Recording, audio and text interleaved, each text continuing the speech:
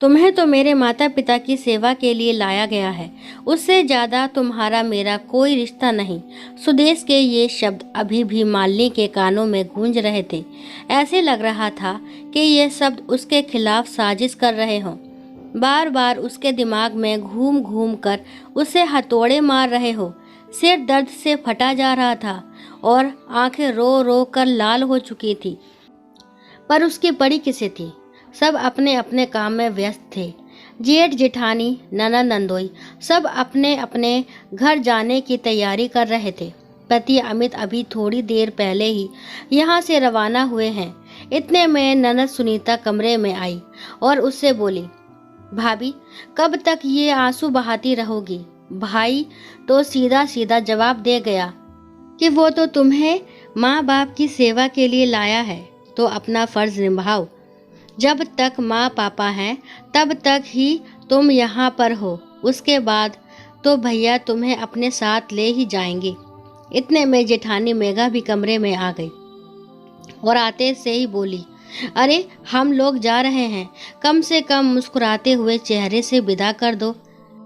क्यों बेवजह की मनुष्यत फैला रही हो? पति बाहर कमाने ही तो गया है, वापस लौट कर भी आ जाएगा और कमाएगा नहीं तो तुम लोगों को खिलाएगा क्या, जो बेवजह का तमाशा कर रही हो? कोई पहली बार तो गया नहीं है जो इतना नाटक कर रही हो। लेकिन मालिनी अपने पलंग से उठकर खड़ी भी नहीं हुई। सबको लग रहा था जैसे उसे कुछ पता ही ना हो। तब तक सासू माँ कमला जी भी कमरे में आ गई। आते ही गुस्से में बोली, अरे ये क्या रोनी सूरत बना रही है? अब पति कमाने भी नहीं जाएगा क्या? चुपचाप से उठ और इन दोनों को भी खुशी खुशी रवाना कर। आखिर मालिनी नहीं उठी तो ये देखकर तीनों तमतमाती हुई खुद ही बाहर आ गई। ननद और जेठानी तो अपना अपना सामान उठाकर अपने अपने पतियों की गाड़ियों में जाकर बैठ गई। थोड़ी देर बाद दोनों कारों के वहां से रवाना होने की आवाज आई। इधर कमला जी भी दरवाजा बंद कर कमरे में आई और मालिनी को डांटने लगी, ये क्या नाटक लगा रखा है बहू? घर में बच्चे आए थे, तुमने उनसे ठीक से बात तक नहीं की और अजीब जिद लगाकर बैठी हुई हो कि पति के साथ जाना है। अरे पूरी जिंदगी उसी के साथ तो रहना है तुझे। कुछ दिन हमारी सेवा कर लेगी तो कुछ बिगड़ नहीं जाएगा तेरा। अब चुपचाप उठ और रसोई की सफाई कर दे। पूरी रसोई बिखरी पड़ी है। आजकल की बहुओं को तो सास ससुर की सेवा करते ही रोना आता है। ना खुद सेवा करती है, ना अपने पति को ही करने देती है। मुंह उठाकर कह देती है कि पति के साथ रहना है, जैसे पति के अलावा कोई है ही नहीं। परिवार तो जाए भाड़ में इनकी बला से। कहती कहती कमला जी भी कमरे के बाहर निकल गई। मालिनी वहीं पलंग पर बैठी बैठी कमला जी की बड़बड़ाहट आंसुओं के साथ सुनती रही। 1 साल हो चुका है उनकी शादी को। घर के सबसे छोटे बेटे अमित की पत्नी बनकर वो इस घर में आई थी। ये शादी अमित के पिता भवानी प्रसाद जी ने करवाई थी। अच्छा खासा रुतबा था उनका, पैसों से नहीं बल्कि नाम से। पैसा इतना ही था कि उन्हें उच्च मध्यम वर्गीय कह सकते थे। उन्होंने अपनी ईमानदारी से जिंदगी में नाम तो बहुत कमाया, पर उनके बच्चों को उनकी कदर कभी नहीं थी।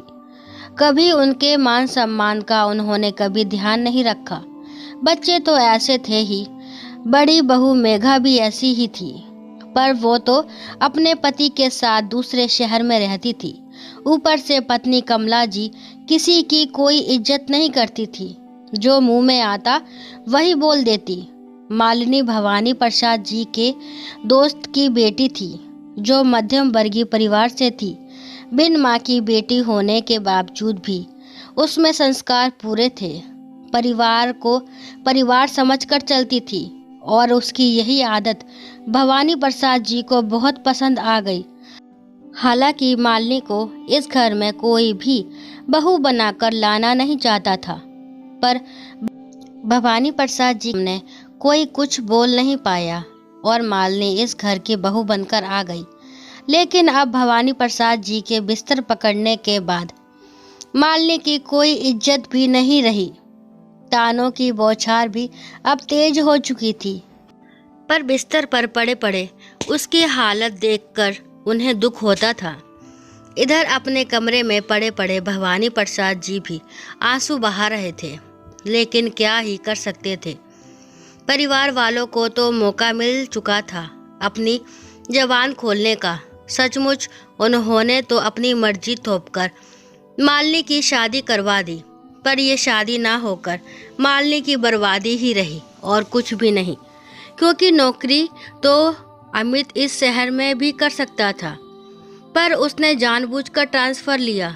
अमित वहाँ किसी और लड़की के साथ लिव इन रिलेशनशिप में रह रहा था।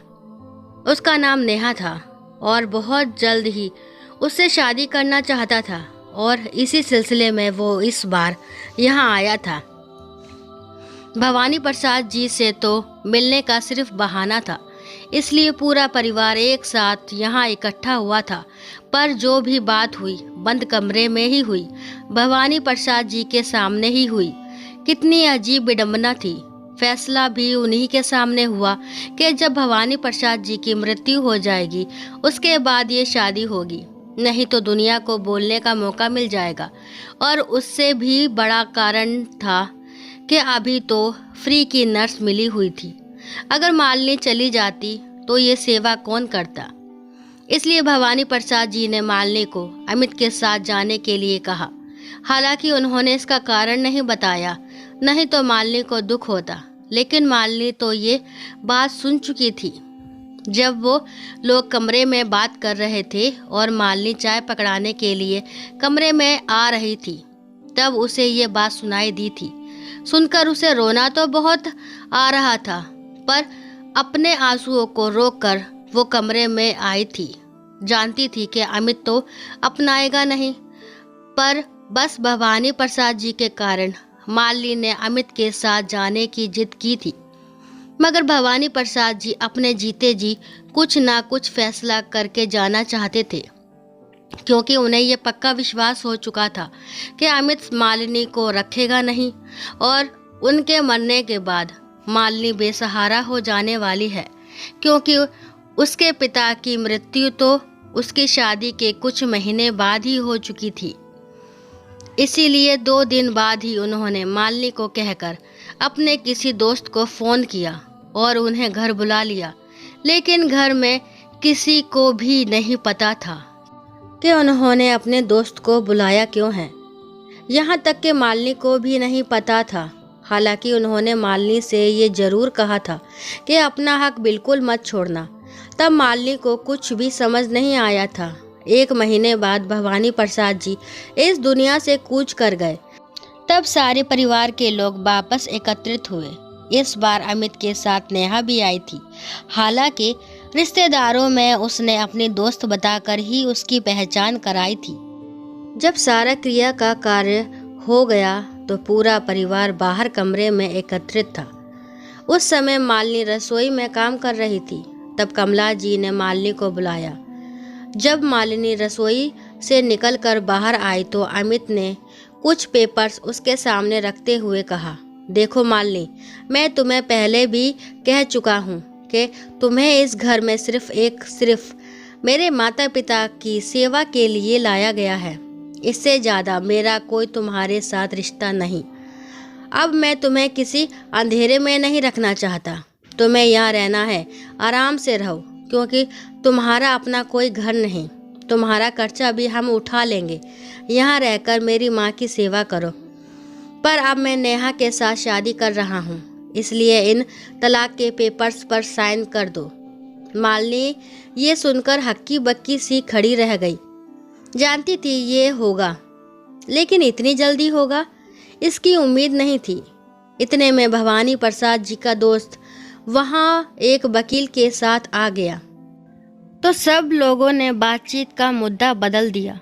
वहाँ बैठते ही उसने कुछ पेपर्स निकाले और वकील को देते हुए बोले, ये वसीयत भवानी प्रसाद जी ने बनवाई थी अभी 1 महीने पहले। वकील साहब जरा पढ़ दीजिए और सबको भवानी प्रसाद जी के साइन भी दिखा दीजिए। उनकी बात सुनते ही सब लोग एक दूसरे की शक्ल देखने लगे और कमला जी बोली, तो आप उस दिन वसीयत के लिए यहाँ आए थे? जी भाभी जी, पर आपने तो मुझे बताया ही नहीं। कैसे पता चलता आपको भाभी जी? आप भाई साहब के बिस्तर पकड़ने के बाद बैठी कब उनके पास? मालिनी के अलावा तो कोई उनसे बात करने उनके पास आता तक नहीं था। उनकी बात सुनकर कमला जी ने मुंह बिगाड़ लिया। ठीक है, पढ़ो। वैसे भी जानती हूँ प्रॉपर्टी तो हम ही लोगों में बंटनी है। वकील साहब ने वसीयत खोली तो सब लोग सांस थामे उसे सुनने को तैयार हो गए। आखिर सब जानना चाहते थे कि उनके हिस्से में कितना क्या आया है। तभी वकील साहब ने पढ़ना शुरू किया। मैं भवानी प्रसाद अपने पूरे होशो हवास में ये वसीयत तैयार करवा रहा हूँ। इस वसीयत के अनुसार मैं अपने तीनों बच्चों को इस प्रॉपर्टी से बेदखल करता हूँ, क्योंकि जीते जी उन्होंने कभी भी मेरा मान सम्मान नहीं रखा। वही इस प्रॉपर्टी के दो हिस्से होंगे। एक हिस्सा मेरी पत्नी कमला को दिया जाएगा, जिससे वो अपने बुढ़ापे में अपने बच्चों पर मोहताज ना हो, और दूसरा हिस्सा मेरी छोटी बहू मालिनी के नाम कर रहा हूँ। उस बच्ची ने मेरे बच्चों से बढ़कर मेरी सेवा की है, तो वो इस हिस्से की पूर्णतः हकदार है। सुनकर सब लोग सकते में आ गए। अरे ऐसे कैसे प्रॉपर्टी से बेदखल कर सकते हैं पापा? हम उनके बच्चे हैं, हमारा पूरा हक है इस प्रॉपर्टी पर। हम कोर्ट में जाएंगे। ननद सुनीता तिलमिलाते हुए बोली, आपको कहीं भी जाना है आप लोग जाइए। वसीयत भवानी प्रसाद जी ने खुद बनवाई थी। कोई भी कोर्ट इस वसीयत के विरुद्ध जाकर के आपको आपका हक नहीं दिलवा सकता, वकील ने कहा।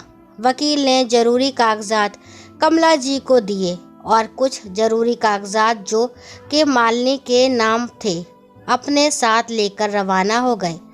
ये कहकर के ये पेपर्स बाद में हमसे ले लीजिएगा, आपको अभी पेपर्स नहीं दिए जाएंगे। भवानी प्रसाद जी का हमसे यही अनुरोध था। उनके जाते ही घर में हंगामा शुरू हो गया। देखा, सेवा के बहाने प्रॉपर्टी अपने नाम करवा ली इसने। इतना बड़ा धोखा किया हमारे साथ। जेठानी मेघा बोली, क्यों री, यही बातें करने जा बैठती थी तू उनके पास। मेरे बच्चों का हक छीन रही है। शराफत से इनका हक वापस कर दे।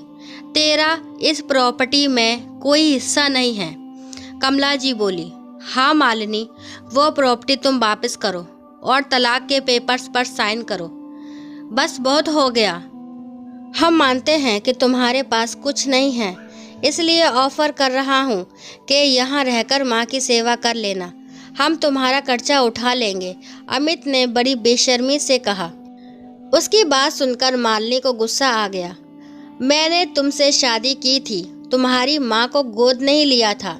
जो तुम ये बात कह रहे हो, और किस हक से कह रहे हो कि मेरे पास अब कुछ नहीं है?